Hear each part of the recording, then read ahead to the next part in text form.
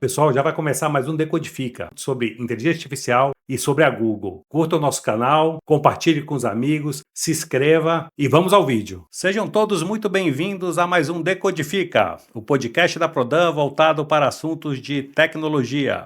Meu nome é Ricardo Abinader e hoje estamos aqui com os nossos convidados diretamente da Google aqui para nos ajudar a entender um pouquinho mais sobre inteligência artificial e a estratégia que a Google tem adotado aí em inteligência artificial para agora, passado e futuro, né? Então, muito obrigado aqui pela presença de vocês, Luciano Martins, Carol Carneiro, sejam bem-vindos, obrigado pela presença. Gostaria que vocês falassem um pouquinho sobre vocês, assim, o que vocês fazem ali na Google, desse assim, um pouquinho uma introdução aí sobre o trabalho de vocês lá dentro da Google. Boa, por favor, Carol. Então, é um prazer estar aqui. Muito obrigada pelo convite, pela parceria. Sou a Carol Carneiro, eu trabalho na área de Customer Engineering, que nada mais é que um conselheiro técnico dentro do Google Cloud. Então, a gente tem os clientes do Google Cloud e eu vou apoiá-los a entender os problemas que os clientes têm hoje na área de inteligência artificial voltada para atendimento ao cliente. Então, IA conversacional, coisas assim. E a gente cria, arquiteta soluções juntos e utiliza as tecnologias para conseguir apoiar esses clientes. Então, isso é basicamente o que eu faço. Legal. Boa. Muito prazer estar aqui também, Ricardo. Prazer estar no Decodifica aqui trocando essa ideia. Eu trabalho numa área do Google que a gente chama de Google AI, que é basicamente uma área da engenharia onde a nossa responsabilidade é estar junto de tudo que está acontecendo na área de pesquisa do Google, na DeepMind, no Google Brain, e ajudar a transformar isso em algo útil para quem utiliza essas tecnologias. O time da Prodan, os desenvolvedores de comunidade, estudantes, então tornar isso útil e fácil de usar. Então essa é a minha grande responsabilidade lá no Google. Legal. Sim, quando a gente começou a pensar aqui em fazer esse podcast com vocês, estava lembrando quando eu estava na universidade, eu fiz a universidade lá no Amazonas. Apesar de ser nascido aqui em São Paulo, eu fui criado lá. Nossa, Fui que com legal. 15, 14 anos, fui para lá e acabei fazendo a federal lá. Aí meus pais quiseram fugir de mim, eles voltaram e me deixaram lá. Acho que foi um golpe, mas tudo bem. E aí, quando eu tive terceiro, quarto período, eu tinha um colega ali chamado Moisés, e ele estudava redes neurais na época, né? Estava pensando em fazer um mestrado em redes neurais, e aí um dia ele chegou para mim e falou: puxa, Ricardo, tô indo para Google, né? Trabalhar com redes neurais lá. Então, assim, naquela época a gente usava muito o buscador, o KD, o Yahoo, o Alta Vista, né? E o Google tinha aparecido aí como esse buscador que vinha se destacando. E aí a história fala por si só, Sim. né? Como a coisa ocorreu. Então eu vejo que desde aquela época a Google vinha fomentando muito essa parte de redes neurais que vem para IA e tudo mais, né? Então, para começar aqui o nosso papo como é que a IA hoje, né, ela se posiciona ali dentro da estratégia da Google, né? Como é que a Google vê isso e como é que ela está posicionada ali dentro? Boa. Talvez para a gente começar só um fato curioso, assim, um fato interessante que você falou que você fez graduação lá no Amazonas. Eu sou natural de Belém do Pará e a Olha, família da Carol também tem as suas relações lá com Belém, com o norte. Então, assim, a gente está. então o norte está bem representado Isso, hoje aqui na exatamente. mesa. Exatamente, exatamente. Eu acho que é um ponto interessante que você trouxe, Ricardo, porque, especialmente agora, com toda essa popularização de LLMs e de IA generativas, muitas pessoas entrando nesse mundo de IA agora acreditam que IA se resume a isso. E assim, a história de IA e as tecnologias de IA é algo assim muito mais abrangente, que acontece há muito mais tempo. Assim, a gente tem pesquisa que começou na década de 50 do século passado. E quando a gente pensa no Google, assim, o Google começou na sua história de buscas de informação como um buscador, com uma tese de doutorado dos fundadores do Sergey Brin e do Larry Page, que é um algoritmo que até hoje é estudado na faculdade de computação, tanto na parte de grafos quanto na parte de busca de informações, que é o PageRank. Isso, né? Que antes era tudo por palavras-chave, aí Isso, veio o PageRanking, exatamente, exatamente. Que é que é questão de relevância, né? exatamente isso, é colocar dentro do balaio de busca de informação um score e uma relevância de informação também. Isso, por uma certa perspectiva, a gente pode pensar como uma abordagem de inteligência artificial também, que é você tentar colocar um pouco mais de contexto, um pouco mais de decisão, um pouco mais de inteligência numa solução. Então, o IA, normalmente assim eu uso uma analogia de cebola. IA é como se fosse uma grande área da computação. Então, assim, quem é mais da nossa geração, vamos falar assim, a gente começou a ter acesso com o computador e era comum a gente ter, por exemplo, jogos de tabuleiro no computador. jogo de xadrez, jogo de damas. Dependendo da forma que isso é desenvolvido, a gente pode pensar nisso como IA também. Por quê? Porque dentro do grande grupo de IA, a gente tem a ideia de criar soluções, de criar aplicações que consigam ter algum tipo de raciocínio ou tome decisões que normalmente uma pessoa tomaria na hora de resolver aquele problema ou de chegar naquele resultado. Daí, dentro dessa cebola, a gente tem uma sub-área que a gente chama de aprendizado de máquina ou de machine learning, que é uma abordagem de IA, onde a gente usa os dados para ensinar a solução. Então, a gente inverte a lógica normal de uma solução computacional, que a gente começa botando todas as lógicas na nossa aplicação, todos os ifs, como a gente brinca com IA, né? E só depois expõe a aplicação a dados. Com machine learning, a gente inverte. A gente mostra tantos dados com variância de comportamento, de informação, que a aplicação vai, entre aspas, deduzir qual é a lógica que chega àquilo.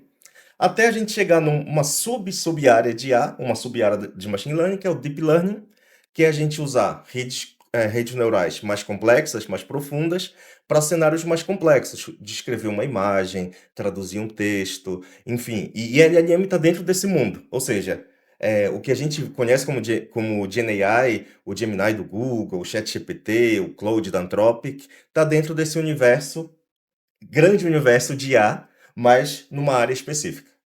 E é bem interessante que você trouxe, é muito importante saber essa cronologia, essa linha do tempo, porque a gente viu esse boom da IA generativa agora, recente, então 2022, mas é um estudo de muitos anos. Então, eu acho que é de 2017 um artigo que se chama Attention is All You Need. Então, foi quando engenheiros do Google desenvolveram uma arquitetura em que utiliza o algoritmo em si, tem duas partes, que é o encoder e o decoder, em que a gente tem um mecanismo de atenção para a gente conseguir entender o contexto do dado. Na época foi voltado para a linguagem, então desafios como tradução. A tradução sequencial não faz sentido, mas sim quando a gente entende a relação das palavras e esse posicionamento da palavra é muito importante, é que a gente conseguiu, a partir dessa arquitetura, a gente chega onde a gente está hoje. Então, não é de ontem, não é de um mês atrás, são anos de estudo e que a gente chegou aqui hoje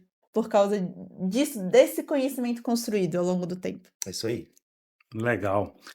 Hoje, assim, quando a gente vai fazer uma pesquisa no Google, eu reparei que não é sempre, mas a boa parte das vezes vem o Gemini, né? Gemini ou Gemini, vi que você chama de Gemini. O Gemini, ele vem e traz, né, traz junto com a busca, assim, no topo, assim, né, já alguma, dependendo ali do que ele entendeu ali, ele traz já uma resposta mais direta, Isso. sempre associada ali a um link e tal, um negócio bem bacana. Pensando nisso, eu queria conversar com vocês agora um pouquinho, quais são os produtos de IA que a Google vem trazendo aí? Quais são os carros-chefes? E Boa. também, se vocês puderem citar alguns aí que não são tão recentes, mas já vêm há um bom tempo, porém a gente sabe que com o Deep Learning, LLM, essa coisa gerou um boom, e essa parte de LLM trouxe um holofote muito grande, porque ela vem assim na frente, né? Ela não é um negócio que fica rodando nos bastidores como tradicionalmente a gente tem usado o IA, né? Então, fique à vontade, assim, eu queria conhecer bastante, assim, Boa. o que a Google tem trabalhado, o que ela já tem, se vocês puderem falar assim, o que ela tem prospectado também, seria muito interessante. Não, legal. Eu acho que é difícil assim a gente pensar em um produto do Google que não tenha IA. Mas assim, se a gente pensar, especialmente no que a gente usa como dia a dia, assim, no dia a dia, pensando em nós como usuários de tecnologia, não como profissionais de tecnologia, só para dar especialmente uma referência para as pessoas que estão com a gente aqui, o Google é uma empresa muito conectada com pesquisa científica. Então, muita coisa que a gente acaba desenvolvendo para resolver problemas na escala que o Google tem, se a gente pensar que tem vários produtos do Google que tem bilhões de usuários ativos por mês, a escala, quando a gente chega nesse número de usuários, nesse número de concorrência, de acesso, é algo que dificulta qualquer solução que você imaginar. Você criar um log em cima disso é difícil, você monitorar um acesso disso em cima disso é difícil na escala, na quantidade de coisas acontecendo ao mesmo tempo. Mas no Google, a gente já falou do PageRank, né, que é o começo de Sim. tudo, mas, por exemplo, o Google, eu não sei quantos aqui tiveram a chance, assim, pré-Google, de utilizar outras ferramentas de correio online. Aqui no Brasil a gente tinha o UOL, a gente tinha o Zipmail, a gente já tinha o Hotmail por aqui. Eu lembro que tinha um site de fazer, uma ferramenta para criar sites chamado GeoCities, que é da mesma época do Alta Vista e tudo mais, que quando você criava sua conta, você ganhava um e-mail também. E um desafio muito grande, especialmente nas soluções gratuitas de e-mail naquela época, hoje não é mais um problema para ninguém, mas naquela época era, que o controle de spam era difícil.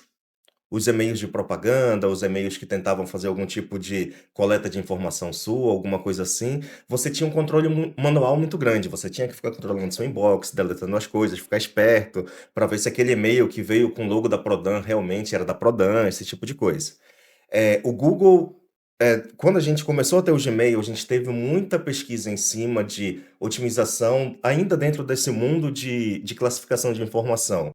Como que dinamicamente, nessa escala que eu tenho milhões de mensagens trafegando ao mesmo tempo, como que eu classifico com segurança uma mensagem como perigosa, sem cair muito no falso positivo? Ou seja, uma mensagem que é importante, eu estou convidando o Ricardo para o aniversário da Carol, que vai ter um churrasco, Opa! e essa mensagem vai para o spam sem querer. Isso é um falso positivo, isso é uma experiência ruim para o usuário. Certo. Então, a calibragem dessas soluções é um desafio, é desafiador, mas hoje a gente consegue, assim, eu acredito que a gente está sendo bem sucedido nessa escala e nessa evolução.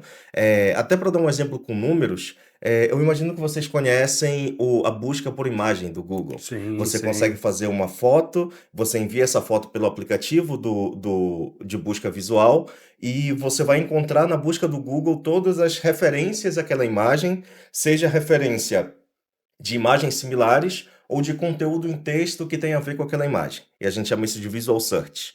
O Visual Search hoje é um produto que tem 12 bilhões de acessos por mês, ou assim, 12 bilhões de buscas sendo realizadas todo mês, na média, e isso é um cenário de IA. Dentro dessa simplicidade que a gente tem de fotografar algo, enviar e receber a resposta, debaixo do capô, vamos falar assim, a gente está ainda no dispositivo criando uma representação mais simples dessa imagem, que seria criar um embedding. A gente envia esse embedding para a API do Google. A API do Google vai fazer todo esse trabalho de relevância de informação e devolver para a gente de forma visual algo semelhante àquela imagem. Então, assim, tudo que acontece, a maioria das coisas que a gente interage com ferramentas do Google, vão estar aceleradas com IA de alguma forma. E hoje, assim, só para finalizar e pegar os insights da Carol também, hoje o nosso carro-chefe, usando o termo que você falou, é a família de modelo Gemini. Por quê? Porque é a pesquisa mais avançada que o Google e a DeepMind, que é uma das áreas de pesquisa do Google, tem nesse mundo de IA generativa, mas que a gente está tentando expandir de algumas formas, seja pela quantidade de informação que ela consegue gerir sem muito esforço nosso, que a gente chama de tamanho de contexto, né? Você pode, por exemplo, enviar um vídeo inteiro, um episódio inteiro aqui do Decodifica para a Gemini e pedir para ele sumarizar como foi a conversa, quais foram os tópicos falados e tudo mais, sem um trabalho manual, seja como usuário ou como desenvolvedor, de quebrar isso em pedaços, ficar gerindo, mandar várias vezes. Você envia uma vez, o Gemini se vira. E também o Gemini, a gente está nessa ideia de integrar com as ferramentas que a gente usa. Então você falou, a gente chama de AI Overview, que é você faz uma busca no Google, o Gemini tenta entender qual que é a informação mais comum ou mais relevante naquela pergunta que você fez, coloca no quadradinho lá em cima um resumo que está linkado com algumas páginas, mas o resultado tradicional segue embaixo. A mesma coisa você tem, por exemplo, dentro do Gmail. Se você é um usuário corporativo de Gmail, se você assina o Google One, que é uma das formas que você tem de, por exemplo, aumentar o seu espaço de armazenamento, Eu assino. que acaba sendo o Dois. uso principal da gente assinar o Google Sim, One, a gente lota de foto, putz, tem que comprar o sim. Google One para ter mais espaço. Você passa a ter o Gemini, por exemplo, dentro do e-mail. Por exemplo, você pede para ele resumir para você os últimos e-mails que você recebeu, ou que ações você tem que tomar baseado nos e-mails não lidos da sua caixa de entrada. Então, a gente tenta trazer essas habilidades que o modelo generativo do Google tem, mas de uma forma que você não precise ser um desenvolvedor para usar, que caia no nosso uso diário e que seja algo relevante para a nossa vida, entendeu? Exato. Então, isso é muito bacana porque a gente vê em serviços do nosso cotidiano, então, Docs, Gmail, dentre outros, já com esse elemento do Gemini. Pensando em Gemini também, aí voltado um pouquinho mais para o uso profissional, tem uma ferramenta que você precisa conhecer, todo mundo precisa conhecer, chamada AI Studio. Eu sou fã, primeiro porque é gratuito. Então, assim, isso eu acho bem bacana porque você não precisa ter uma assinatura para usar esse recurso. Então, no AI Studio, a gente vai ter uma interface conversacional também. A gente vai ter mais configurações que quando comparado com a aplicação do Gemini em si. Você pode escolher ali os modelos disponíveis. Você tem ali um limite gratuito para você utilizar a API, por exemplo, com mecanismo de grounding. Então, como que eu sei que essa informação que o modelo generativo está me fornecendo, ela é correta, ela é verdadeira? Como que a gente consegue comprovar que essa informação tem É factual, né? exato, é factível. Então, a gente tem esse mecanismo de grounding no Google Search. Então, a gente está Ah. juntando vários mundos, várias questões, né? Vários componentes de inteligência junto para a gente conseguir fornecer uma informação, a gente tentar fornecer uma informação o mais perto da veracidade possível. Porque modelos generativos, a gente não tem a garantia de que ele vai entregar uma informação verdadeira 100% do tempo. A gente não tem, e isso é muito importante a gente entender para a gente ter esse olhar humano crítico em cima da informação. Mas ser um elemento de grounding baseado na pesquisa do Google Search, eu particularmente como profissional assim da tecnologia, abstraindo o local do meu trabalho, eu acho fantástico. Então, a AI Studio eu acho bem interessante de conhecer. A própria aplicação do Gemini em si também eu acho algo muito fácil de você interagir, mas eu gosto do AI Studio porque eu consigo ter mais controle de alguns elementos como temperatura e coisas assim. Legal. Foi interessante que você falou, Carol, que, por exemplo, aqui dentro do Inspiração, a gente tem uma área que é de desenvolvimento. A gente consome as Boa. tecnologias, como da Google aqui, para desenvolver produtos de inteligência artificial, no caso aqui, para as secretarias da Prefeitura de São Paulo. E uma das coisas que a gente, às vezes, também tem esse debate, vamos dizer assim, com nossos clientes, é isso, né? Que a pessoa acredita que a IA ali, a LLM, vai gerar um negócio que foi gerado que é 100% confiável, 100% correto, né? Que a gente... que é como se fosse como a gente desenvolve a tecnologia sem IA, sempre você vai obter o mesmo resultado. Uhum. E não é assim, tem questões estatísticas ali. Exato. E, aliás, isso até é um dos grandes prós da tecnologia, Isso. não um ônus, né? Posso fazer só um comentário? Claro, porque eu tava querendo puxar isso de você mesmo. O meu marido, eu sempre fomento ele utilizar as tecnologias, de preferência o Gemini, do Google. Mas é muito engraçado que a gente fez um teste. A gente escolheu 2 modelos generativos diferentes, o Gemini e um outro, e a gente perguntou a respeito de uma receita. Então, Tá. como que é feito o quindim? Então, o quindim da minha família é feito com ovos e coco. Gema de ovo, coco e basicamente açúcar. O primeiro modelo, que não era o Gemini, falou que era feito de gema de ovo, amendoim e ingredientes nada a ver com o quindim Quindim tradicional. russo. Um quindim desse e falou assim, olha, me desculpem, mas isso aqui não é um quindim. E aí a gente comparou com o resultado do Gemini e o Gemini trouxe certinho. Mas a gente também fez a verificação e ele mostrou linkada a resposta dos ingredientes com o Google Search. Então, eu achei isso bem interessante. Então, assim, não é confiar 100%, mas utiliza as ferramentas que tem à disposição para verificar a resposta e também você faz a sua própria pesquisa. Sim. É interessante. Essa comparação, ela é possível ser feita dentro do AI Studio, né? Você falou, né? Não, Ou não, você teve que... 2 ferramentas separadas. Tá, Isso. tá. O que ele tenta ajudar, e assim, isso é algo que eu particularmente acho interessante, é você ter um botãozinho no lado direito que você faz para habilitar o grounding, né, que é habilitar a conexão, a validação, a busca de informação na busca do Google, e no seu resultado, você tem o que seria um botão para busca do Google que busca exatamente aquela informação. Então, ela não faz exatamente a comparação para você, mas você fazer essa validação, seja de forma programática, que assim, via API você recebe essa informação também, ou na telinha do AI Studio você clica, vai abrir uma aba nova com a busca do Google, com a busca daquela informação que você pediu. Então, para gente, assim, o uso pessoal, sem ser numa escala corporativa, é relativamente simples da gente conseguir, putz, será que essa informação está certa mesmo? Aí você clica lá e vai abrir a telinha da busca do Google, entendeu? Mas eu acho que você trouxe um ponto importante também, Ricardo, que é a gente ter esse entendimento de de como uma IA generativa funciona, entendeu? Por que que a gente chama IA generativa? Isso eu acho que a gente tendo essa visão, e obviamente não pensando em fazer um doutorado sobre o assunto, explicar super tecnicamente como funciona, mas é interessante a gente pensar como que uma IA generativa funciona em geral, até para a gente conseguir entender por que que é importante essa validação de informação. É, eu acho que todos nós aqui passamos assim quando a gente estava agora a gente chama de ensino fundamental, né? Na nossa época, eu acho que era primeiro grau ou alguma Sim. coisa assim. A gente tem aqueles trabalhos de maquete. Então a gente tem maquete de fazer o sistema solar. O que eu gostava muito de fazer era maquete de átomo, que você pega as bolinhas de isopor, pinta de cores diferentes, bota o pauzinho de churrasco para Fazer ligar. os elétrons, os prótons Exatamente. ali. Por que que eu trouxe esse desenho na nossa cabeça? Vamos imaginar que quando a gente vai treinar uma IA generativa, vamos pensar que a gente vai criar a Prodan IA. Vamos criar uma IA generativa do zero da Prodan. Como que esse modelo vai aprender? A gente vai expor para esse modelo um monte de informação. Então vamos pensar de forma abstrata aqui.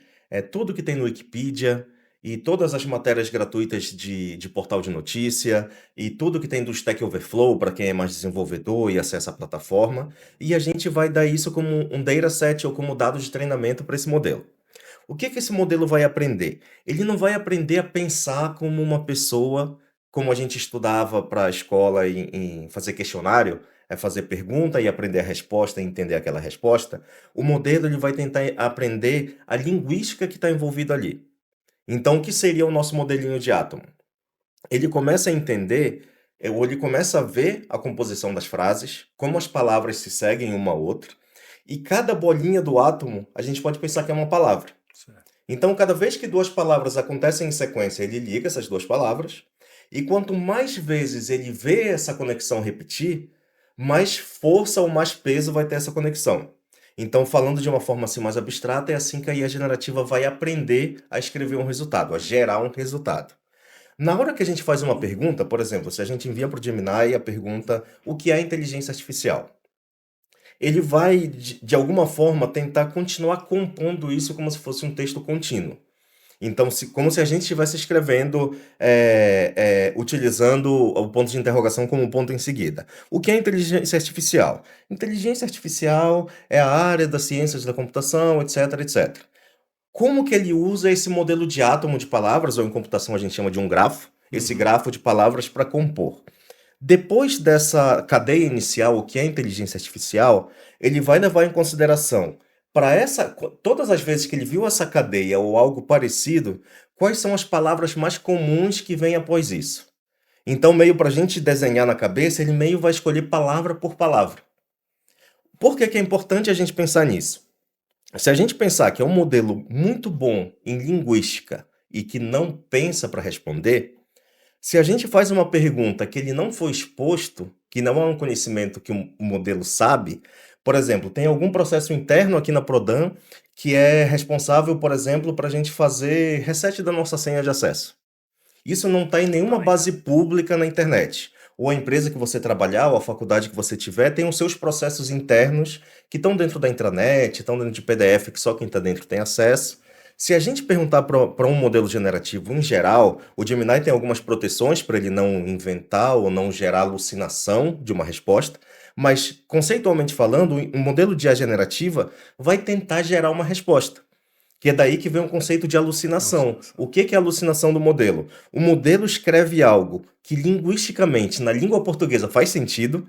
Você não está vendo erro de conjugação de verbo, de colocação de substantivo, de artigo, mas a mensagem que está ali não faz sentido nenhum. Isso. E para minimizar isso, tem aqueles parâmetros que a Carol citou de Temperatura, temperatura e top tudo K, mais, top que eu P. tento dar uma, né, Colocar uns guardrails na resposta, para né? tentar nortear um pouco melhor isso aí. Né? Isso aí. E o mecanismo que a gente interage com esses modelos chama prompt. Então, a gente vai passar uma instrução, a gente vai informar para o modelo generativo aquilo que a gente quer. Mas eu posso chegar assim, por exemplo, para o Luciano. Luciano, me faz um desenho? Aí o Luciano vai fazer um desenho.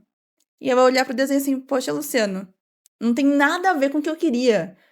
Mas a minha instrução foi muito genérica. Me faz um desenho. Eu vou desenhar o que eu quiser. Exatamente. Então, Sim, o sim, Luciano, a rede neural do Luciano vai preencher, sim. assim, olha, me deu uma tela em branco. Isso. E se daqui a algum tempo você pedir a mesma coisa pro Luciano, provavelmente ele faz um desenho com algumas variações. Isso. Exatamente. E é a mesma coisa você. Então, assim, Ricardo, me faz um desenho. Você vai, assim, com o que você aprendeu, com o seu contexto de aprendizado nos seus, eu não sei, vou inventar uma data, uma idade, com seus 30 anos, Um pouco menos, tô brincando. seus 30 anos de aprendizado, você vai fazer um desenho. Então, quando a gente interage com esses modelos, a gente precisa informar aquilo que a gente quer com a melhor, assim, com a maior quantidade de informações possível. Então, Isso por aí. isso que a gente fala de boas práticas de prompt. Então, a gente trazer uma persona, por exemplo, eu quero que o Luciano, ele faça um desenho como se fosse o Van Gogh. Então, eu inventei uma persona, um Eu estilo acho que você Picasso. abusou da capacidade aí do Luciano, pelo menos em pintura aí. E qual que é a minha tarefa? Eu quero uma pintura, um desenho, mas eu quero uma pintura abstrata de um cachorro, eu quero uma pintura impressionista do skyline de São Paulo. Sim. Então, assim, a gente Concordo. passar esse prompt com as informações, com o contexto que a gente quer. Senão o modelo ele vai preencher com aquilo que para ele, para o modelo faz sentido de acordo com os dados que ele foi treinado. Isso aí. Legal, vocês citaram aí, né, sobre essa questão do prompt, né, e aí já me trouxe aqui alguma coisa. Até porque eu também tenho estudado bastante essa questão de prompt, pensando em carreira, em profissionais, assim, a pessoa que quer... Muita gente já estamos quebrando algumas barreiras, né, algumas profissões começaram a enxergar a IA como algo... vai acabar com o meu emprego, sei lá. Hoje eu vejo que as pessoas já estão mais amadurecidas quanto a isso, enxergando a IA mais como uma ferramenta do que Boa. como alguém que vai, né, lhe substituir, né? Claro que cada nova tecnologia ela transforma as profissões, transforma as carreiras. E eu gostaria que vocês falassem um pouquinho, né, até do ponto de vista de vocês e da Google, o que é hoje o profissional, né, tradicional aí da nossa área de tecnologia, o que ele tem que procurar estudar, se aperfeiçoar, para ele estar mais aderente, mais sinérgico com esse futuro, né? Que tem se aberto aí, claro. Nossa área é muito dinâmica, está sempre em constante mudança, mas tem sido uma virada de página um pouco mais abrupta do que a gente está acostumado, né? Tanto que surgem novas profissões, como o próprio engenheiro de prompt e Exato. tudo mais, né? Então, eu gostaria que vocês comentassem um pouquinho sobre isso. Começar dessa vez aí, Carol. Boa. Então, assim, na minha opinião, assim, a tecnologia, a inteligência artificial, como a gente falou, como o Luciano falou, assim, é uma cebola. A gente tem várias camadas dentro dessa cebola de formas de utilização de inteligência artificial. Então, machine learning clássico, redes neurais e a generativa. Então, hoje, principalmente a generativa, eu vejo como uma ferramenta. Então, assim como introduziram há alguns anos a furadeira na nossa vida, e hoje eu não imagino pregar um quadro na minha parede sem a utilização de uma furadeira, a inteligência artificial generativa, ela é uma ferramenta que a gente pode utilizar. Então, eu vejo, assim, o futuro sem os profissionais não tendo uma resistência à utilização dessa ferramenta, mas entender em como utilizar essa ferramenta no seu trabalho para conseguir realmente extrair aquilo que faz sentido e aquilo que vai realmente ajudar no seu dia a dia profissional. Eu, por exemplo, eu adoro agora escrever e-mail, eu faço um prompt com a resposta que eu quero, eu já peço ajuda para uma interpretação, já peço um fragmento de código para IA generativa para conseguir ganhar celeridade, assim, avançar com o meu dia a dia mais rápido, porque a gente só tem 24 horas no dia, então a gente tem que otimizar mesmo. Então, assim, é entender e também ter essa compreensão que a inteligência artificial como um todo não vai resolver todos os problemas do planeta.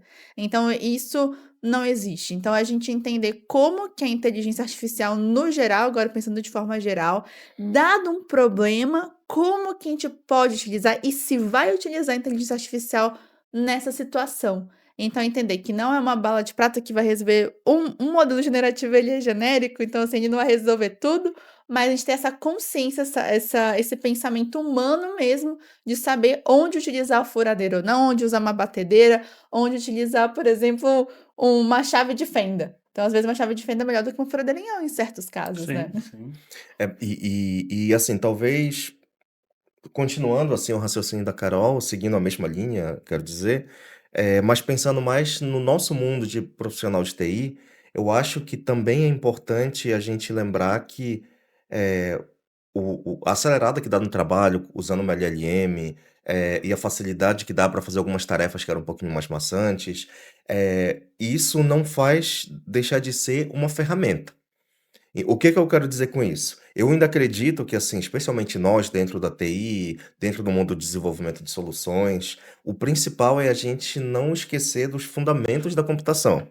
A gente tentar entender estrutura de dados, a gente tentar entender arquitetura de aplicações, porque quanto mais conhecimento básico de computação a gente tiver, melhor a gente vai ter a capacidade de pensar em alternativas para usar as ferramentas. É como seguindo na ideia de fazer abstração, você não é especializado somente em dirigir o modelo de carro que você tem. Você aprende a dirigir, você aprende o que é direção defensiva, você aprende a controlar a velocidade do carro, a se posicionar na via, mas você consegue flutuar entre as ferramentas diferentes desse skill. Você pega modelos de carro diferente, design de carro diferente, com motorização mais forte, motorização mais fraca. Essa abstração, para mim, o dirigir seria você saber desenvolver. Então, se você estuda e se recicla e está confortável com o mundo de desenvolvimento, aí pensando mais no mundo dos devs, a IA generativa vai ajudar bastante, seja ajudando a corrigir problema de bug, ajudando a aumentar mais funcionalidades no seu código, a explicar um código legado. Quem nunca pegou um código legado aí para trabalhar, né? Sem nenhum comentário. Aquele código que você não entende nada e depois você vai ver que foi você que fez 2 semanas atrás. Exatamente. Que a documentação era você e você não lembra mais, né? Mas assim, lembrando que é uma ferramenta.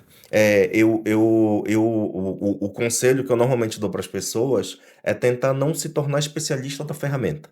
Aprende a usar muito bem, entende como que vai ajudar você, mas entender que o mundo da computação é gigante. Não necessariamente você vai conseguir saber tudo, mas também não se focar muito especificamente em poucas coisas, entendeu? Entendi. E é impossível saber tudo, todo dia tem novidade, É isso. todo dia, gente. É um desafio até pra gente que trabalha no Google, a gente conseguir acompanhar as novidades, as novas funcionalidades. Então a gente tá, assim, pelo menos pra mim, parece que tô sempre correndo atrás do ônibus, o ônibus sempre tá na minha frente, assim. E isso é muito interessante, a gente entender ter esse fundamento, essa base, porque pra mim, gente, a ferramenta sem o lado humano, assim, não faz sentido. Então, a gente não pode desumanizar. A gente precisa saber em qual contexto, a gente É isso aí. precisa saber como e o porquê. Eu acho que a principal palavra para mim é o porquê que eu vou usar inteligência artificial aqui e não programação clássica. É isso aí. Por que eu vou fazer algo que vai me dar muito mais trabalho nesse caso, ao invés de ir para um caminho mais simples? Então, particularmente, eu como profissional, sempre penso qual que é o caminho mais eficiente, qual que é o caminho mais barato e qual que vai ser o caminho que que eu vou conseguir resolver da melhor maneira possível essa situação. Luciano, Carol, o tempo passa rápido. Infelizmente, estamos terminando. Tem uma série de outras coisas que eu gostaria de perguntar, então, muito provavelmente, vamos convidá-los novamente aqui Opa, para a com gente certeza. Tamo junto, né, Carol? continuar esse nosso papo, que estava muito gostoso. Obrigado aí pela presença de vocês, foi muito esclarecedor, foi muito interessante. Espero aí que a gente tenha novas conversas aqui para trazer para o pessoal, que foi muito legal, tá? Muito obrigado aí pela presença de vocês. E, pessoal, obrigado aí por acompanhar a gente até aqui. Estamos terminando aqui mais um Decodifica. Gostou? Compartilhe com os amigos. Curta, não gostou? Fica quieto. Não fala pra ninguém. Tá bom? Um abraço, até a próxima. Tchau, pessoal. Obrigada.